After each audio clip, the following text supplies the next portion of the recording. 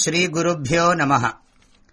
அக்ரே கிருத்வா கமபி சரணம் ஜானுநைகேன திஷ்டன் பశ్చాத் பார்த்தம் பிரணயரசஜுஷா சக்ஷுஷா வேக்ஷ்யமாணः சவ்யே தோத்ரம் கரசரசிஜே தக்ஷிணே ஞானமுத்ராம் ஆபிப்ராணோ ரதமதிவசன் பாது நः சூதவேஷः. ஓம் பிரபன்னபாரிஜாதாய தோத்ரவேத்ரைகபாணயே ஞானமுத்ராய கிருஷ்ணாய கீதாமிருததுஹே நமः. த்யாயதோ விஷயான் பும்சः சங்கஸ்தேஷூபஜாயதே சங்காத் சஞ்சாயதே காமः காமாத் க்ரோதோபிஜாயதே क्रोधात् भवति सम्मोहः सम्मोहात् स्मृतिविभ्रमः स्मृतिभ्रंशात् बुद्धिनाशः बुद्धिनाशात् प्रणश्यति. Bhagavan Shri Krishna is giving the methods through which a jnani who has received the teaching that Aham Brahma Asmi, I am Brahman, the absolute reality, can internalize the same. To deeply dwell in this knowledge and to own up that I am Brahman, one has to follow sense control, mind control and Atma Dhyanam. These two verses, 62 and 63, are to be read together so that one can comprehend the meaning easily. These two verses are extremely useful for our situations in life and have to be deeply registered in our mind. This verse tells that mind control, that is control at the thought level, is extremely important. Thought should be in our control. Quality of thoughts, quantity of thoughts and direction of thoughts are very crucial. Refined, cultured thoughts in a balanced quantity should flow towards the right goal. This is the general instruction with respect to thoughts.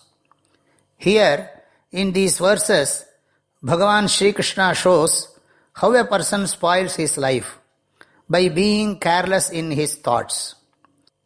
In life, we come across certain situations, people or things, which we find very attractive. When we experience those situations, people or things, through our sense organs, those experiences get registered in our mind.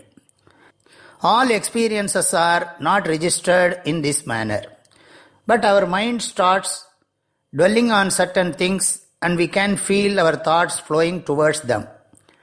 When we start thinking more about a particular object, we develop desire towards that.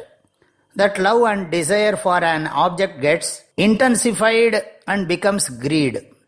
Initially, it will be just a feeble desire. Later, it will become a strong one. We plunge into efforts to fulfill that desire. And if any obstacles come in the path, one will become extremely angry. When one is under the grip of anger, one will not know what to talk and what not to talk. Thus, he will lose his power of discrimination.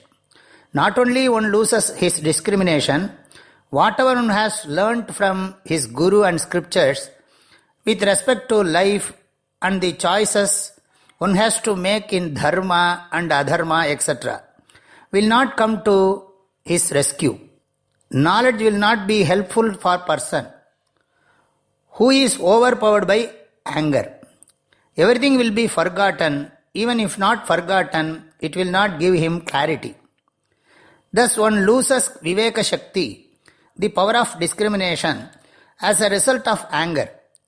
If one loses his discriminative power, the human birth itself becomes useless. The above ideas are illustrated in these two verses. Vishayan dhyayataha pumsaha, the one who dwells on the sense objects, teshu sangaha upajayate, develops an attachment on affection towards them. Sangat sanjayate kamaha. From that attachment, is born desire, which later turns into greed. Dharmic desire is not considered as bad in scriptures. Bhagavan talks about adharmic desires. Kamat krodhaha abhijayate. If any obstacle or disturbance comes in the path of fulfilling one's desire, it leads to anger.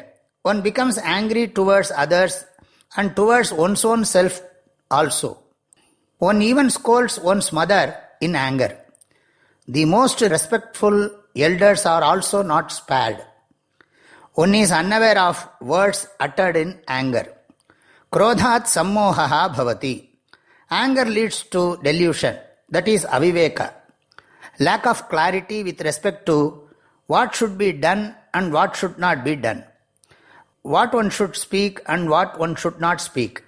What to think and what not to think. One loses dharma adharma viveka. Sammohat smriti vibhramaha.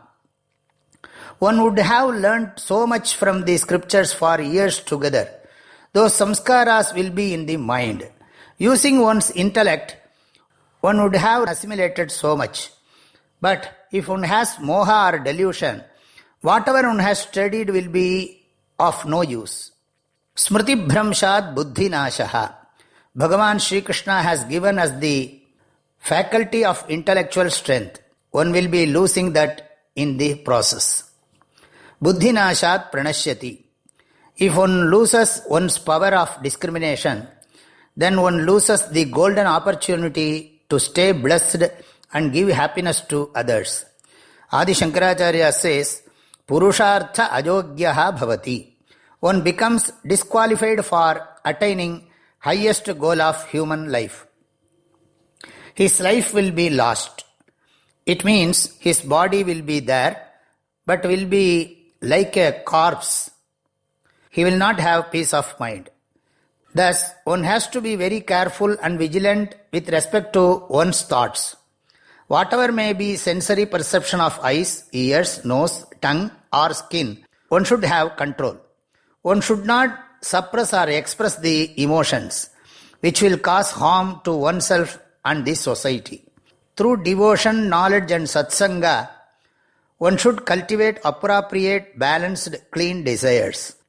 Evolve and thus make one's life fruitful. Having desire for dharma and keeping one's mind in dharma, if one lives with Ishvara Bhakti, one is sure to have peace and happiness throughout his life, is the teaching conveyed in these verses.